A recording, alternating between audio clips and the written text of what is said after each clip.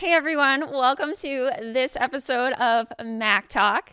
Today I got to talk to Dr. Palmeri from the Communication Studies discipline at School of Mac. Later on in the episode, we have two students join us from the discipline. I'm Stephanie Nett, and let's get ready for a little small talk here on Mac Talk.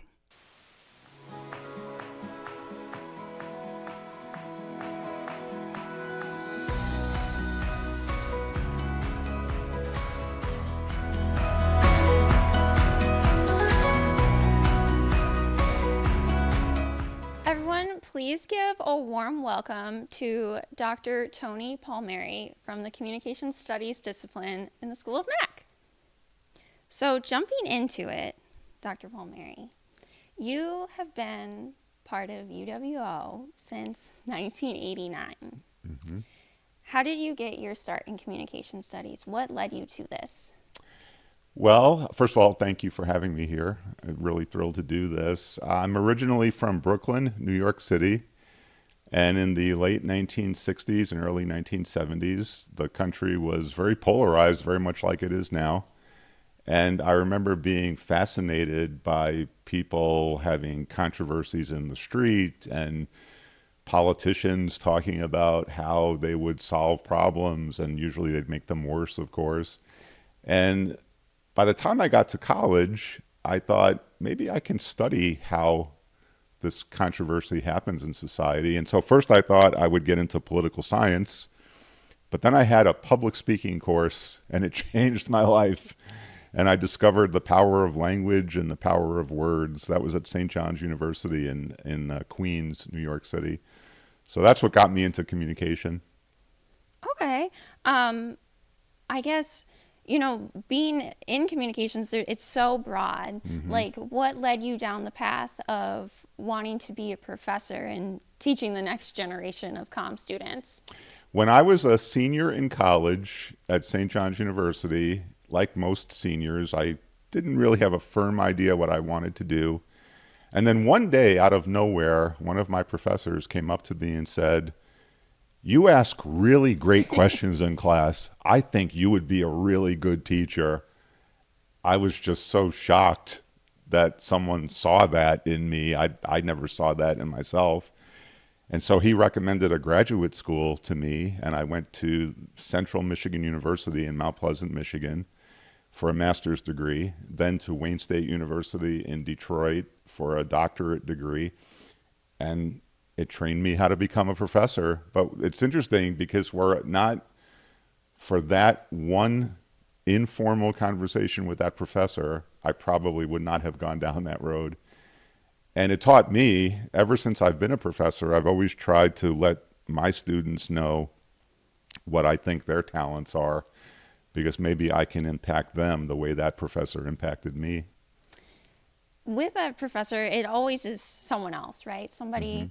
It's always somebody else tapping you on the shoulder and saying, you might actually be good at this. We're so pigeonholed into thinking it's got to be one thing. Usually it's getting to graduation date. Right. But it's always somebody else giving us the second thought. Were you able to connect back to that professor and Yes. let them know? Yes. Yes? Yes, I absolutely was. And I thanked him so many times over the years. And yeah, it really is a testament to the power that one person can have. And he recognized something in me that I did not see in myself. And I was so appreciative that he did that. And it taught me not just that I could become a teacher, but it also taught me that that's the way I should treat people, that I should just try and help them discover things about themselves that maybe they don't know. So you mentioned New York. You're from New York. Mm-hmm. You spent a lot of time in Michigan. Yes. Why Wisconsin? Why here? Why UWO? Why stay all these years? That's a lot of questions all at once. I guess we'll start with why stay all these years? Oh, why stay in Wisconsin all these Yeah. years? It's interesting because when I got to Oshkosh in 1989, I'd lived in Detroit, I'd lived in New York City, I'd also lived in Rochester, New York, which is a fairly big city, for a couple of years. I thought maybe I'll just kind of hang out in Oshkosh, for a couple of years, learn the Midwest, hang out in Chicago, Milwaukee, Minneapolis. But then the longer I stayed here, I had so many opportunities open up to me, including at some point becoming chair of my department, becoming president of the faculty senate, becoming president of the faculty union, becoming a member of the Oshkosh City Council. I had so many opportunities here that I thought, wow, where else would I get these opportunities? And I am proud to say that the communication studies curriculum has Tony Palmeri all over it. And one thing that every professor in the world wants to be able to do is help to create a curriculum. And I've just been so overjoyed over the years at how we've created, I'm biased, of course, but I think the Comm Studies curriculum at UW Oshkosh is one of the best in the country, and I'm not exaggerating. And I'm proud to say that I've had some role in creating that. You're allowed to be biased. I think that's totally justifiable. UWO is a great school. Clearly, we're both sitting here, so we both think the same thing. But how does the communication program prepare students for their future? It's hard to think of one career choice in which the ability to communicate effectively interpersonally or in a small group or as a public speaker, it's hard to think of one career choice where those things aren't vital. So we provide our students with the skills and the knowledge really to do what's most important in the world, which is to become an ethical, effective communicator. And really, even more than that, we encourage our students to think about what it means to be a good person, because you can be the most knowledgeable person in the world, have all kinds of academic and practical knowledge, but if you don't really have goodwill toward other people, for us, it's kind of all for nothing. So we really want our students not just to be knowledgeable, skillful, but also try to bring out the best in other people.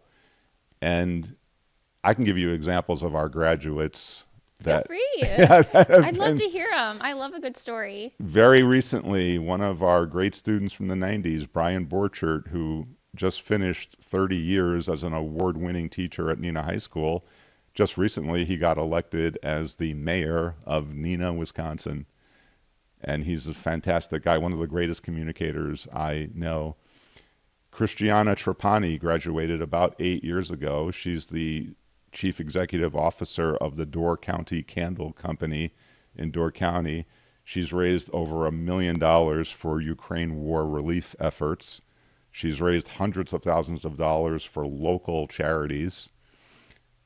She's just started a mocktail, non-alcoholic cocktail brand called Luba Libations. She's extraordinary. So that's a communication student that started a very successful business. Gabby Newman, who graduated about 5 years ago, as we speak, is writing speeches and press releases for Governor Tony Evers. I mean, these are the kinds of things that communication studies students do. And we're just really thrilled. So hearing all of that, that's amazing, right? Like they didn't just get to that point by waking up one day, right? They worked towards it. What can students do right now to prepare themselves for great careers like that down the line? Well, the tagline of Comm Studies is find your voice and use it. And so in all of our classes, we try to keep them very interactive. We try to connect every homework assignment to the real world. We actively encourage students to do internships. We actively encourage students to get involved with Titan Television, WRST Radio, the Advanced Titan. One of our current students, Cassidy Johnson, decided to join the Advanced Titan as a result of taking my intro rhetoric class, and she describes it as a transformative experience. So just like my professor encouraged me, we try to encourage all of our students to go out there and do things that may feel risky as you do them, but you discover that you really can have an impact on people and your voice really does matter. Okay, so we're going to take a quick break, but when we come back, we're actually going to talk to some students who are currently finding their voices here at UWO. But during our break, we're going to spotlight some of the events the School of Mac has coming up in the last few weeks of the semester. Stay tuned.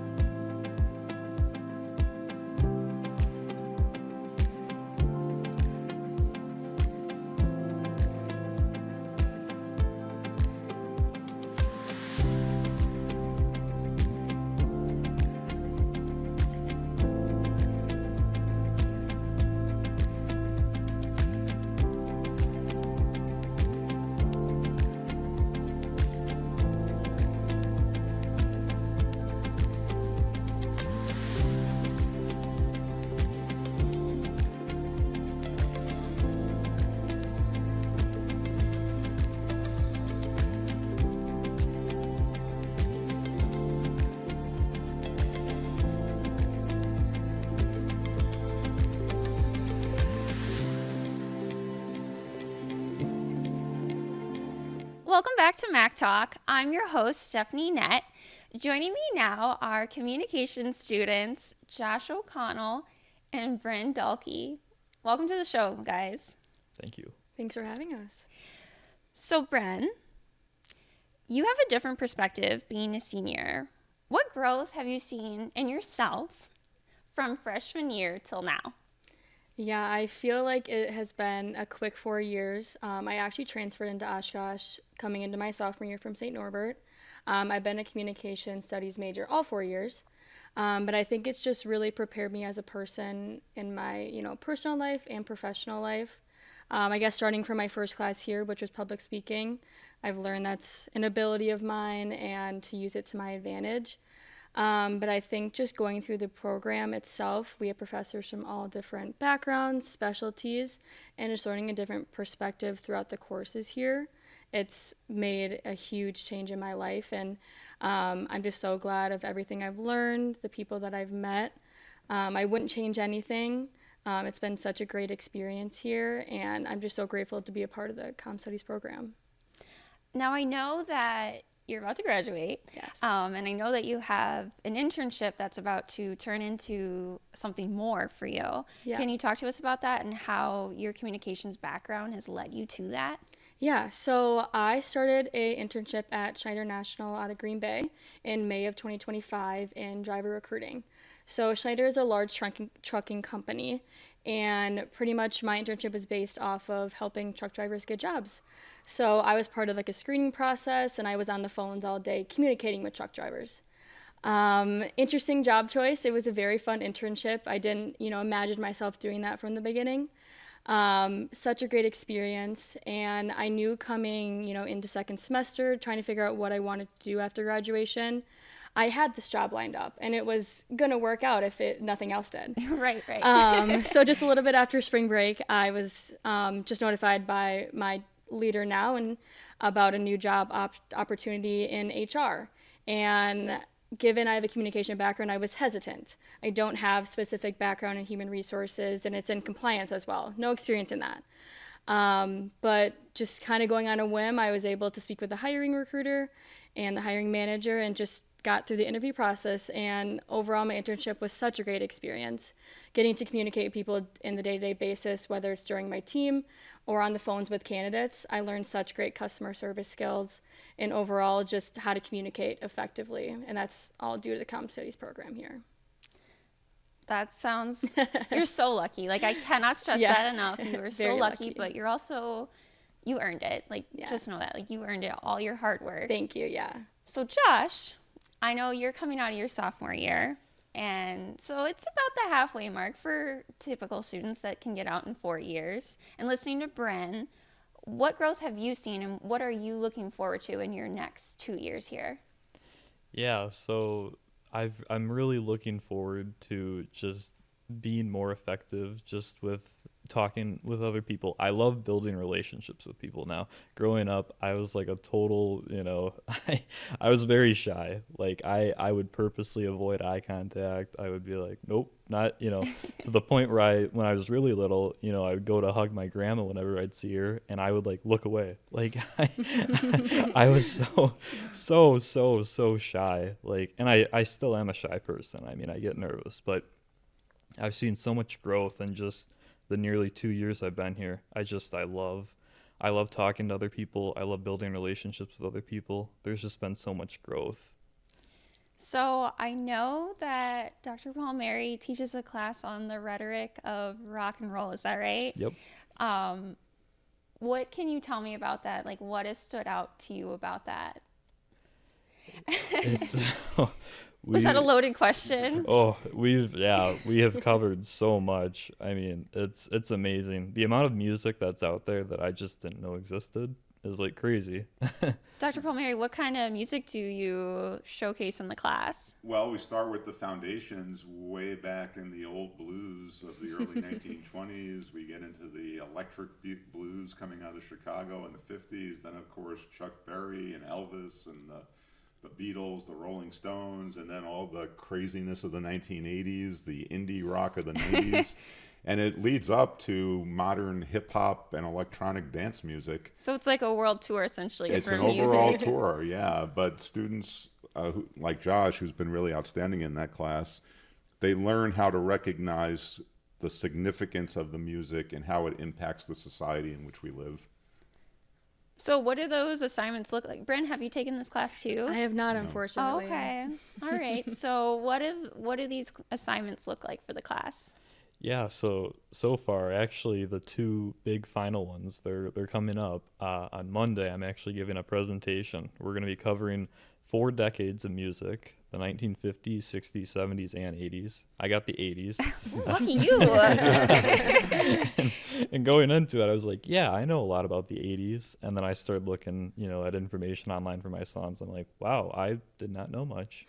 So I'm looking, more and more, at the information for these songs, and it'll be really, really cool. I'm actually working with 3 other people, so I'm covering the 80s, and I'm working with 3 other colleagues of mine that will have the other decades. And yeah, we're going to cover the rhetorical significance of 4 songs from each of those decades. So there'll be the more innovative, how did it impact, the future? There'll be the more, how did it represent the time period? How did it raise an awareness of some sort of injustice, and what kind of, effect did it have on society? Did it like maintain action, cause action for something? It's really interesting. Gosh, I wish I got the opportunity to take that class. I'm down to like everything I need to graduate. So, but I'll live vicariously through you. That sounds amazing. Brynn, I do know you're in your capstone class. So can you kind of talk about that and like what that looks like for you? Yeah, so ours is online. It's kind of, my roommates and I were talking, they're in the College of Business. So it's kind of like I think it's Business 240. It's kind of like preparing for graduation. So kind of in the beginning of the semester, we talked more about like resumes, interview prep, that sort of thing, which again helped me to land my job post-grad. I definitely used a lot of what we learned in class to then prep for my interview, resume work, all of that. We were able to speak with alumni, get their insight, as well as watch Dr. Palmeri's media rants on YouTube. So that was fun to listen to. And then we've also talked about like our personal brand, how we want employers to see us, what we want to emphasize about ourselves, professionally, personally. That's been interesting. And then the next two weeks of the semester, we're going to talk about like all of our academic accomplishments and just overall personal brand and begin our presentation. So it's been a very good course, and I'm so grateful I've been able to take it my last semester. Now, Dr. Palmeri, is there anything that you want to say to these 2 students, like as Josh continues his educational journey here and as Brynn prepares to graduate? Is there anything more you'd like to add about what they've talked about? Well, I just want to say I'm so proud of Brynn and Josh, because the one thing that they both have in common is that they always come to class fully prepared. And that is so important. And I just have great confidence that they're going to find great success in anything that they do. And I also want to encourage other people watching that if you're shy about communicating, as Josh said, we'll help you with that. If you're not shy about communicating and want to become more powerful at it, we'll help you with that also. And as Brynn talked about, the way we prepare people to get ready for the real world outside of school. One thing Brynn did not mention is she learned negotiation skills in the capstone. Yes, I did. Just during like the acceptance and getting offered my role, and just kind of negotiating the process, not fully accepting the role right when they're calling, which if this was 2 weeks prior to going over that module, I probably would have. But I used his video to kind of just think it through, be able to like understand this exactly what the role I want, think about long term, and just overall be able to negotiate the process. So it was very beneficial to have that module. Yeah.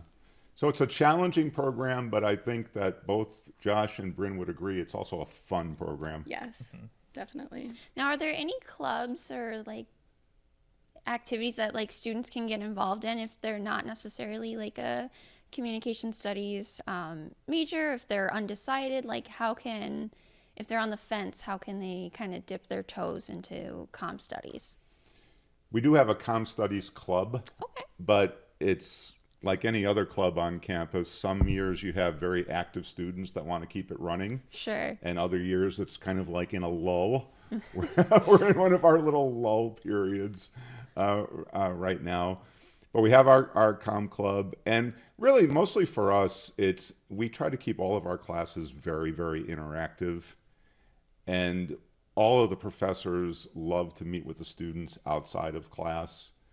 In my classes, and Brynn has just been through this, I'll have mandatory meetings where I get to talk with the students about what their interests are and how they're doing. So we have a lot of informal ways for students to get more interested in the field.